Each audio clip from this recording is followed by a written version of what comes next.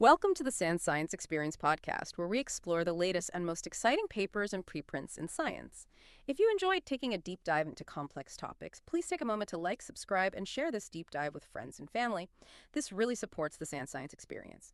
Today, we are taking a deep dive into, well, one of the most fundamental questions about how our cells work. How much of our DNA, our genome, is actually being used at any single moment? For a long time, the picture we had came from looking at millions of cells all mushed together, bulk analysis, right? And that view, it suggested the genome was this super busy factory, maybe 80%, even more, humming along across the whole population of cells. But what happens when you look closer?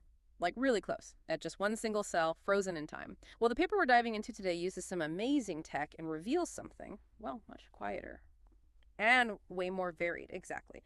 That's really our mission here today, to unpack why that old bulk view is so dramatically different from what's happening inside individual cells. We're looking at findings from a technique called scFLUENT-seq. It focuses on single-cell nascent transcription, the RNA being made right now. And the core idea, the big surprise, is that single cells use, honestly, an astonishingly tiny piece of their genetic blueprint at any one time. And this forces us to rethink, how cells stay flexible, how they decide their identity. Okay, let's start with the tech then. scFLUENT-seq. You said it gets at this nascent transcription. What was the big problem with the older methods it solves? Right. The key is really about time and sensitivity. scFLUENT-seq is built to catch RNA that's literally rolling off the production line. They do this with a really short pulse, just 10 minutes, of something called 5EU. It labels the brand new RNA. See, older methods often needed hours of labeling, so you weren't just seeing the new stuff, you were seeing an accumulation of everything, especially the really stable RNA molecules. This 10-minute window lets us finally see those fleeting transient transcripts that just got lost in the noise before. Ah, okay. So it's like taking a super fast snapshot right as the RNA is being made. And when they applied this high-res view to pluripotent stem cells, which we think of as transcriptionally very busy, right?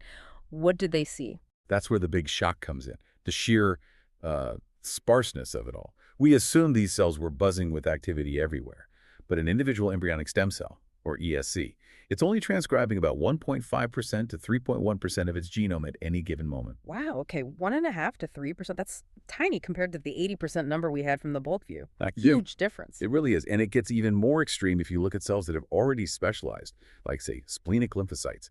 There, the active fraction just plummets. We're talking 0.02% to 0.06%. Almost nothing, relatively speaking. So that 80% we see in bulk, it's not because every cell is doing 80%. It's the sum, the aggregation of thousands of cells, each one using its own tiny, specific little slice of the genome. It really confirms this idea of limited genome engagement at the single cell level. It's fundamental. Okay, let's unpack that. If the whole population together covers 80%, but each individual cell is only hitting, say, 3%, well, that implies the specific bits being transcribed must be wildly different from cell to cell. Right. It has to be really variable, almost random seeming. Stochastic is the word, I guess. Stochastic, exactly. That variation, or heterogeneity, is precisely what they quantified. And they found the most variability, the highest level of this randomness, wasn't in the main genes, but in these things called transcription units, or TUs, that are found between the known genes, these intergenic TUs. They mostly make non-coding RNAs. Intergenic. So the areas people used to call junk DNA, or maybe just transcriptional noise, and these are the most variable. Given that they pop on and off so randomly in different cells, how much do they actually contribute to the total transcription when you look across the whole population? Yeah, this is where it gets really interesting. When they crunched the numbers from over 8,000 ESCs, creating what they call a pseudo-bulk view, these intergenic TUs, particularly the ones close to genes, called link TUs, they accounted for a massive 40.2% of the total genome coverage seen in the population. Think about that. When you average it all out, the combined output of these sporadic, non-coding bits actually adds up to more than the output from the protein-coding genes we usually focus on. Whoa. So most of the transcriptional effort in the population, if you average it, is going into making these highly sporadic, non-coding RNAs. It's everywhere across the population, but just vanishingly rare in any single cell at one time. Precisely. It just hammers home that the bulk view was like a census of many rare individual events, not a picture of uniform activity. And this high variability, this stochasticity, seems really important. Which brings us to where this is happening in the nucleus. We usually think of the genome as having open, active parts Euchromatin, the A compartments, and tightly packed silent parts Heterochromatin, the B compartments. Does all this variable stuff stick to the open active A regions? You'd think so based on the old models, but no, not at all, actually. They found a significant amount of this stochastic transcription fires off right inside the supposedly silent B compartments, the heterochromatin. Now, if you look at the bulk data, yeah, transcription still looks skewed towards the active A compartments. Right, like we learned in genetics class. But when they used the scFLUENT-seq data and focused specifically on the transcription rates of these highly variable distal regulatory bits in single cells, the difference between A and B compartments almost vanished. It was only about a 1.2-fold difference in activity rate. Heterochromatin is way more active transcriptionally than we gave it credit for. Okay, so if transcription is happening in this dense heterochromatin, does the cell need to physically unpack it first, make it accessible like we usually assume? And that's maybe the coolest detail. For a huge chunk of this activity they saw in the B compartments, about 83% of those distal TUs, there were no signs of open chromatin. None of the usual flags like DNA-seq or ATAC-seq signals that tell us the DNA is accessible. It means scFLUENT-seq is catching these quick, rare bursts of transcription that happen without the big structural changes we thought were always required. So heterochromatin isn't just silent storage, it's like an active reservoir for this kind of sporadic regulatory activity. That's fascinating. It suggests the main transcription engine, RNA Polymerase II, might be handling things differently in coding versus non-coding regions. Did they test that? I think they messed with the polymerase itself, right? By cutting off part of its tail, the CTD? They did exactly that. They truncated the C-terminal domain, the CTD tail, of RNA Pol II, and it caused a really clear shift in the dynamics. Two main things happened. First, a kind of trade-off. They saw fewer RNA reads coming from the normal protein coding genes, the Regenic regions, but glycosited a big increase in reads from the non-coding Intergenic regions. It's like the CTD normally keeps a lid on some of that non-coding noise. Second, they looked at how tightly linked the making of mRNA synthesis and its breakdown, decay, were in single cells.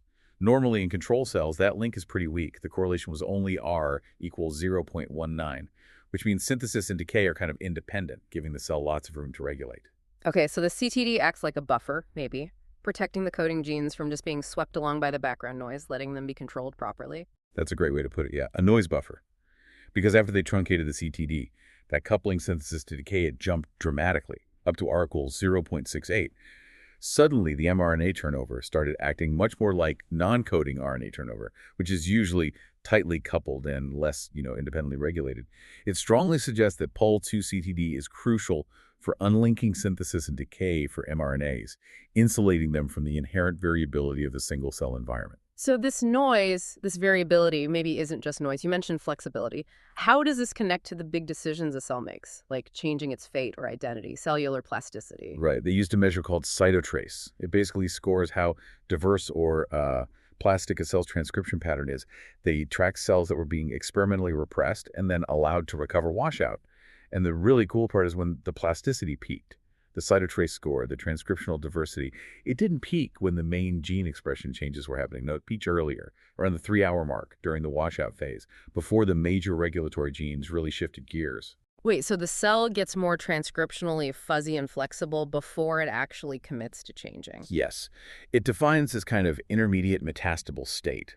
It seems like this rising tide of stochastic intergenic transcription acts as a stabilizer. It buffers the big shifts in coding genes and lets the cell enter the sort of permissive, flexible state first before it locks into a major new transcriptional program.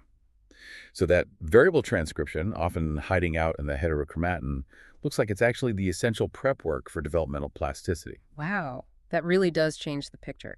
So to sum it up for you listening, the genome isn't this factory floor with everything running all the time. It's more like a collection of highly specialized machines, most off at any given moment, and operating really variably from cell to cell. And a huge amount of the activity you see when you average everything out, especially from those non-coding regions, comes from this very sporadic noise. But crucially, this sparsity, this heterogeneity, isn't a bug, it's a feature.